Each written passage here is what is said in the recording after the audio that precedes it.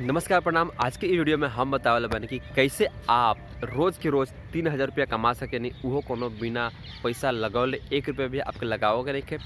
ओकरा अलावा ज़िंदगी भर आप 5% कमा सकेनी। तो चलिए आज की वीडियो में हम पूरा डिटेल बताएम कैसे सब चीज़ करे के बाटे। लेकिन करे खातिर सबसे पहले का करे बा कि वीडियो के डिस्क्रिप्शन में एगो लिंक देले बानी, एगो ऐप के लिंक देले बानी, ओइ पे जाई ओकरा के इंस्टॉल कर ली। अब एमे करे के का बाटे, खुद हम पिछले 1 साल से करत तनी और एगो वीडियो भी हम बना के डलले रहनी ई ऐप के बारे में। तो लोग बहुत से सब्सक्राइबर्स हमारे इंस्टॉल कइलन और खुद पैसा कमाता रहन और उनका से हमहू पैसा कमाता नहीं। ये पूरा डिटेल हम बताएम और आप भी कैसे कमा सकेनी वो आगे हम बताएं। तो देखिए का सबसे पहले क्या करेगा, ये ऐप बाटे जना के नाम है ग्रोमो। वही का आप इंस्टॉल कर लेगा। उसके बाद उनमें बहुत सारा मतलब 40 से भी ज़्यादा प्रोडक्ट बड़ी सन, जैसे क्रेडिट कार्ड बड़ी सन, बैंक अकाउंट बड़ी सन, डीमेट अकाउंट, यानी कि अगर शेयर मार्केट में स्टॉक मार्केट में आपके इंस्टॉल करे के बा तो उनमें बहुत सारा मतलब कंपनीज बड़ी सन ओखनी के ऐप बा, वैसे रिफ़र करके पैसा कमाए बा। अब मान के चलिए अभी एगो क्रेडिट कार्ड बा, एक्सिस बैंक के बा चाहे इंडसइंड बैंक के बाटे, वो क्रेडिट कार्ड आपके के रिफ़र करता नहीं। तो जैसे वो क्रेडिट कार्ड के अप्लाई कैलस और वो क्रेडिट कार्ड मिल गई तो वही सीधे तुरंत आपके खाते में 3000 रुपया आ जाइए। और वो खाता मतलब जब ऐप के खाता बा उसमें आपके 3000 रुपया आ जाए। उसके बाद आप तुरंत अपना बैंक खाता में ओकरा के निकाल सके नहीं। और जो रिफ़र के करे के बाद ऐप में आगे हम बताएं, जस्ट आपके जो क्रेडिट कार्ड बाजार में सबसे ज़्यादा कमीशन आपको मिलता है, चाहे मान के चलिए अभी एक्सिस बैंक में भी या चाहे इंडसइंड बैंक के भी या वही पे आप जाइए, क्लिक करी, शेयर करी। और जैसे कि मान के चलिए आपके जो मोबाइल बा में व्हाट्सएप में मान के चलिए कि 200 कॉन्टैक्ट्स बा, कम से कम 200 होगो करी कि उसमें 500, 1000, 2000, 5000 भी होले। तो वही के आपके जरा के लागत ओकरा के आप उससे जो लिंक बाग हम बताएं पर शेयर करे के बा और बतावे के बा कि भाई इंस्टॉल कर लो ये तरह क्रेडिट कार्ड मिल जाई। और मैं अच्छा खासा ऑफर भी रहा, फ्री में भी मिलेगा क्रेडिट कार्ड और आपके जो कमीशन मिली वो मिलबे करी। ओकरा फ़ोन करके बता देगा और लिंक भेज देगा। ऐसे बहुत सारे प्रोडक्ट बाड़ी सन। एगो मतलब हमारा सब्सक्राइबर बड़ा वो बहुत पैसा कमाता है, सबसे ज़्यादा वो पैसा कमाता रहन। हमारा ख्याल से महीना के कम से कम वो लाख रुपया खुद कमाता रहन, उनका से 5% कमीशन हमारा मिलेला। तो चलिए आगे देखा होता नहीं पूरा रिकॉर्डिंग करके स्क्रीन के मोबाइल के कैसे वो चीज़ करे के बाटे।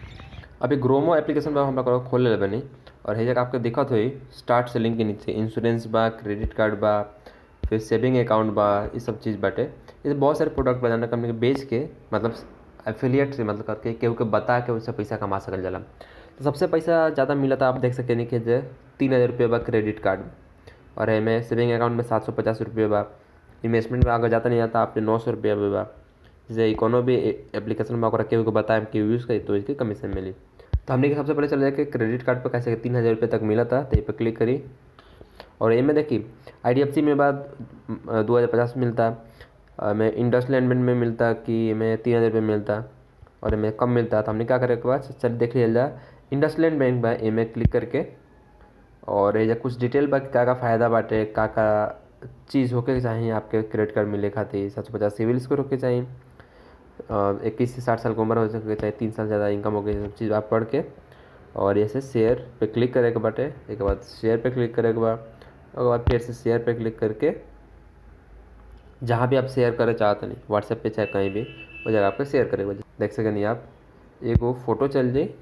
Life time free credit card मिलता और एक अलावा में बाटे कि एक ऑफर मतलब क्या का बेनिफिट बा, का फ़ायदा बा, सब चीज़ बाटे। अब देख लें आपको कैसे करे बा, आप करी और आप इससे पैसा कमाई। ओकरा अलावा आप ज़िंदगी भर कैसे 5% कमा सके नहीं। देखिए जैसे कि हम बने, हम आपके रिफ़र करनी है, आप ऐप के इंस्टॉल करनी, आप बने क्यों और रिफ़र करें। जैसे हम आपके रिफ़र करनी, अब मान के चलिए आप हम वो लिंक से आप इंस्टॉल करनी और अपन क्रेडिट कार्ड वो बेचता नहीं, मतलब रिफ़र करता नहीं, लोग एक बेचा तो रोज़ के 3000 रुपया आप मान के चलिए कमाता नहीं। तो रोज़ के आपको 3000 रुपया कमाता नहीं तो 3000 रुपये तो आपका मिलवे करी। ओकरा अलावा 3000 के 5% हमरा रोज़ के रोज़ मिली। अब जैसे आपके जैसे हम मांग चलिए 1000 लोग हमारा हो गए तो मांग के चलिए हम महीने का आराम से लाखों रुपये कमा सके नहीं। और हालांकि अभी 10,000 रुपये ही महीने का कमाता नहीं, लेकिन 10,000 रुपये भी कम नहीं खे, 10,000 अमाउंट भी कम नहीं खे, बिना इन्वेस्टमेंट के कोनो ज़्यादा मेहनत करके नहीं खे, वैसे हम 10,000 रुपये महीना कमा लेते नहीं। तो आप भी ये चीज़ कर सके नहीं और अच्छा चीज़ बा, हम खुद करते नहीं और करते नहीं तभी पता होता नहीं। तो हमारे 2 गो अकाउंट बाटे, एगो में सबसे ज़्यादा पैसा वाला वो एगो छोटा सा अकाउंट बा, तो दोनों को मिला के 10,000 रुपया हमार आ जाला। तो आप भी ये चीज़ से कर सके नहीं। और ये तरह के और भी आप लोग भाषा भोजपुरी में वीडियो देखे खातिर, इंटरनेट से पैसा कमाए खातिर चैनल कभी कभी सब्सक्राइब कर ली और वीडियो पसंद आई, जानकारी पसंद आई तो वीडियो को लाइक कर दी, और ये तरह का और भी वीडियोस देखे चाहता नहीं तो चैनल को जरूर सब्सक्राइब करिए और घंटी पे क्लिक करके बता दी कि मतलब ऑल नोटिफिकेशन पर क्लिक कर दी, जैसे कि कोनो भी वीडियो हम अपलोड कर रहे हैं ओकर जानकारी आपके मिली।